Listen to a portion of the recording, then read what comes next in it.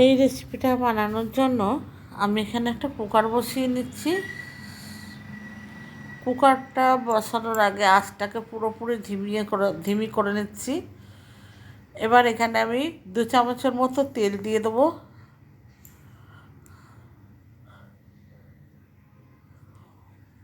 By the way, আমি জয়া, ব্রাহ্মিকাস কিচেনে আপনাদের স্বাগত। আপনারা আজকে একটা নতুন রেসিপি দেখছেন। দেখুন, তেলটা যতক্ষণ গরম হচ্ছে ততক্ষণ আমি মশলাটা বানিয়ে নিই। আমি এখানে একটা কাঁচা লঙ্কা আর 8-10 কোয়া রসুন দিয়েছি। ঝালটা আপনারা আপনাদের পছন্দ মতো দিয়ে নেবেন। আমি কাঁচা লঙ্কাটা ইউজ করেছি, আপনারা চাইলে শুকনো লঙ্কা ইউজ করতে পারেন। আর 1 ইঞ্চির মতো আদা নিয়েছি, আদাটাও আমি এখানে দিয়ে দিচ্ছি টুকরো করে।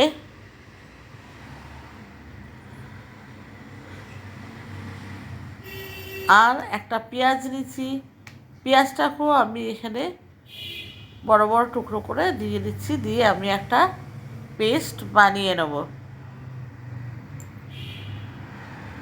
এবারে ওভেনের তেলটাও গরম হয়ে গেছে। আমি এখানে দিয়ে দিচ্ছি 2টো তেজপাতা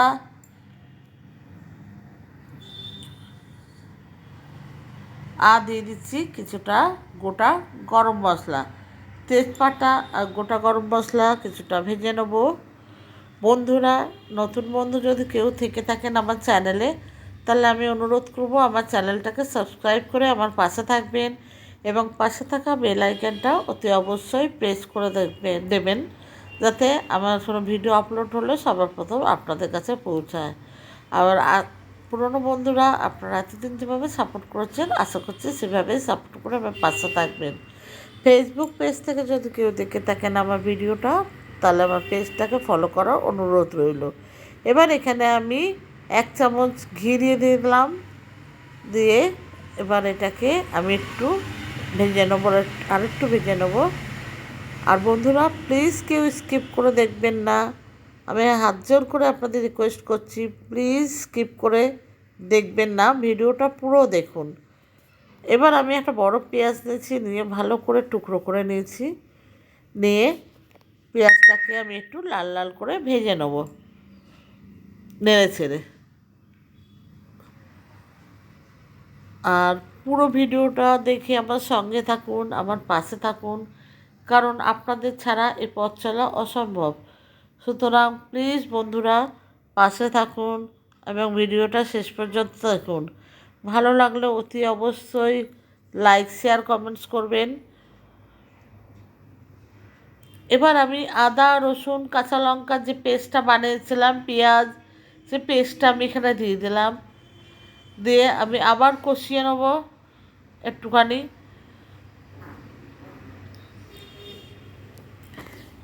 এবার এখানে আমি দিয়ে দিচ্ছি 1 চামচের মতো হলুদ গুঁড়ো, স্বাদ মতো লবণ মানে নুন, আর আপনারাও আপনাদের স্বাদ মতো নুনটা দিয়ে নেবেন। কেন অনেকে বেশি নুন খান, অনেকে কম নুন খান, সেই জন্য সেই হিসাবে নিজেদের স্বাদ মতো নুনটা দেবেন।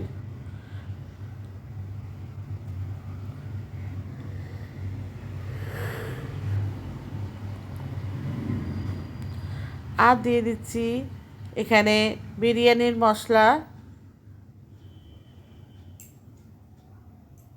দিয়ে ভালো করে আমি নেড়ে নেব।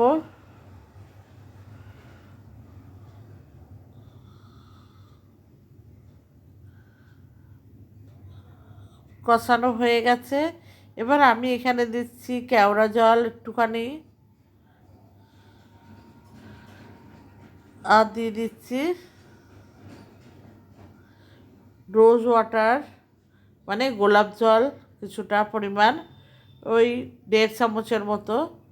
কেওড়া জলও তাই 1.5 চামচের মতো দিয়েছি, দুটো সম পরিমাণে দিয়ে নিয়েছি।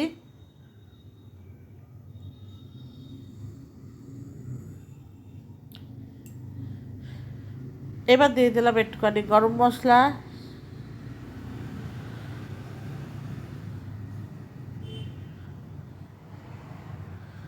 দিয়ে ভালো করে আমি নেড়ে ছেড়ে নিচ্ছি।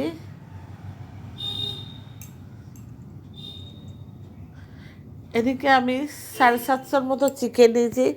চিকেনগুলো বিরিয়ানির টুকরোর মতো করে কেটেছি। দেখুন বন্ধুরা, এটা বাড়িতে আপনারা বানাবেন, 10 মিনিটের মধ্যে এই রান্নাটা হয়ে যাবে। হট করে যদি কিছু খেতে ইচ্ছা করে, সময় নেই, তখন বাড়িতে চিকেন থাকলে এইভাবে রান্না করে নেবেন, খুব ভালো লাগে খেতে।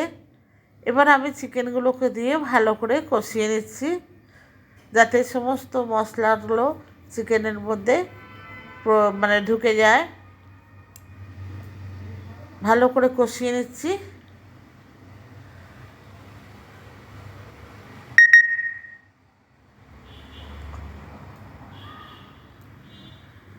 চিকেনটা দেখুন নেড়ে ছেড়ে আমি কষিয়ে নিয়েছি, একদম পুরো মশলা চিকেনের গায়ে লেগে গেছে।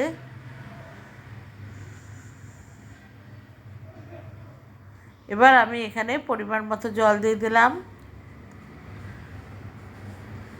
প্রায় 2 বাটির মতো জল দিয়েছি।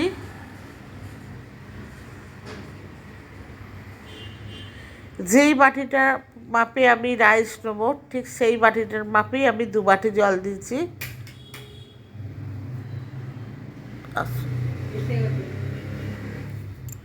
দিয়ে এবার কুকারের ঢাকনাটা আমি বন্ধ করে দিলাম।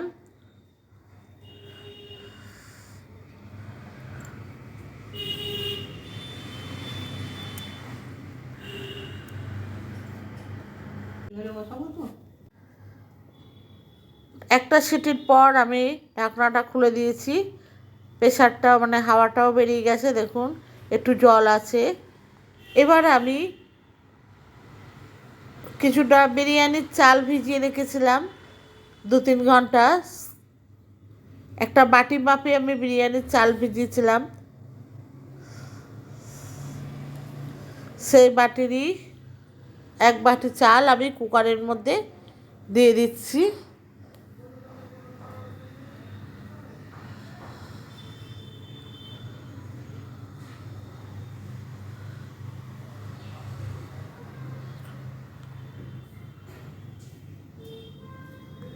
দেখুন এই 1 বাটি চাল দিয়েছি, এই বাটিরই আমি 2 বাটি মাপে জল দিয়েছিলাম, কেন জলের মাপটা ঠিক মতো করে দিয়ে নিতে হবে। জলের পরিমাণ বেশি হলে এটা ঠিক তৈরি হবে না, সেই জন্য যে বাটি বা গ্লাসের মাপে আপনারা যার মাপে চালটা নেবেন সেই মাপে জল দেবেন। এবার আমি এখানে একটু মিঠা আতর আর দুধ ওপর থেকে ছড়িয়ে দিলাম।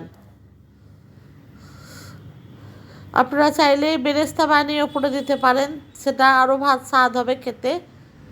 তা আমি সময় ছিল না, তাই জন্য বেরেস্তাটা আর বানাইনি। এবার আমি কুকারের ঢাকনাটা বন্ধ করে দিয়ে একটা সিটি দিয়ে নেব। একটা সিটি দেওয়ার পর এটা আমি প্রেসারেই রেখে দেবো। কুকারটা মানে গ্যাসটাকে অন করে দিয়ে আমি একটা সিটি দিয়ে নিয়েছি। এবার মিনিট 10 পর যখন হাওয়াটা বেরিয়ে গেছে, প্রেসারটাও লো হয়ে গেছে, তখন আমি কুকারটা ঢাকনা খুলে আপনাদের দেখাচ্ছি। দেখুন কত সুন্দর হয়েছে, একদম ঝরঝরে হয়। এবার এটা আমি একটা থালা নিয়ে নিচ্ছি, তার মধ্যে দেখুন পরিবেশন করে দিচ্ছি।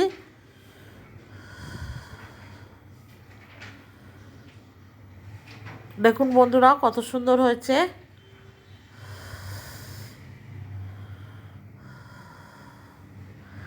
আশা করছি আপনাদের ভিডিওটা ভালো লেগেছে, তাহলে অতি অবশ্যই লাইক শেয়ার কমেন্টস করতে ভুলবেন না। লাইক শেয়ার কমেন্টস করবেন প্লিজ। আজকে তাহলে এই পর্যন্ত, আবার দেখা হবে অন্য একটা রেসিপিতে অন্য একদিনে। ততদিন পর্যন্ত আপনারা ভালো থাকুন, সুস্থ থাকুন।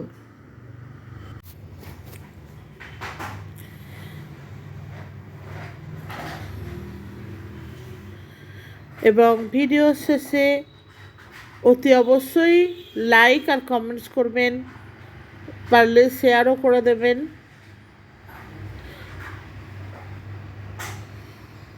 দেখুন কত সুন্দর লাগছে দেখতে, ঠিক খেতে অতটাই সুন্দর হয়েছিল যতটা দেখতে সুন্দর লাগছে।